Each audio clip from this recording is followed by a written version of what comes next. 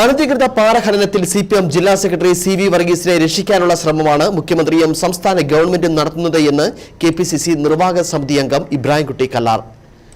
ഇതിനുള്ള തെളിവാണ് geology department ഉദ്യോഗസ്ഥരെ കൂട്ടമായി സ്ഥലം മാറ്റിയത്.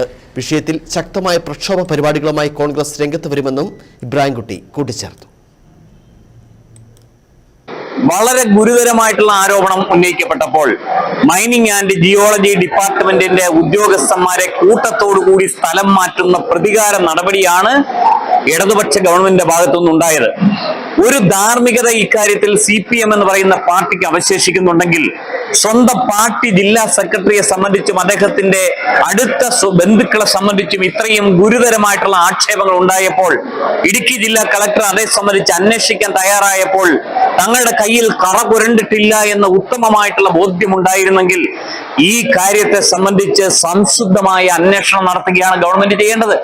അതിന് പകരമായി അന്വേഷണത്തിന് ഉപോത്ബലകമായിട്ടുള്ള മുഴുവൻ തെളിവുകളുമുള്ള മൈനിങ് ആൻഡ് ജിയോളജിയിലെ ഉദ്യോഗസ്ഥന്മാരെ എല്ലാം ഈ ജില്ലയിൽ നിന്ന് ആട്ടിപ്പായിക്കുകയും അത് സംബന്ധിച്ച് യാതൊരു അന്വേഷണത്തിന്റെയും ഒരു റിസൾട്ട് ഉണ്ടാവരുത് എന്നുള്ള ശക്തമായ നടപടികളുമായിട്ട് മുമ്പോട്ട് പോകുന്ന ഈ സർക്കാരിനെ സംബന്ധിച്ച് പാപ്പരത്തം നിറഞ്ഞ നിലപാടാണ് എന്ന് ഞങ്ങൾക്ക് പറയേണ്ടി വരും. ഈ ഗവൺമെന്റ് തെറ്റായ പാതയിലൂടെയാണ് സഞ്ചരിക്കുന്നത്. ഗവൺമെന്റും മുഖ്യമന്ത്രിയും CPM ജില്ലാ സെക്രട്ടറിയെ സംരക്ഷിക്കാനാണ് നിലപാടെടുക്കുന്നതെങ്കിൽ നിയമപരമായും രാഷ്ട്രീയപരമായും ഇതിനെ ശക്തമായി ഞങ്ങൾ നേരിടും. വരുന്ന ദിവസങ്ങളിൽ ഈ വിഷയം ഞങ്ങൾ നിരീക്ഷിച്ചു കൊണ്ടിരിക്കുകയാണ്. നിരവധി വിവരാവകാശ കാര്യങ്ങൾ ഉൾപ്പെടെയുള്ളവ ഞങ്ങൾ ശേഖരിച്ചു കൊണ്ടിരിക്കുകയാണ്. വരുന്ന ദിവസങ്ങളിൽ അതിശക്തമായ ജനകീയ പ്രക്ഷോഭമായി ഈ കാര്യത്തെ ഓർത്തുകൊണ്ടുവരും.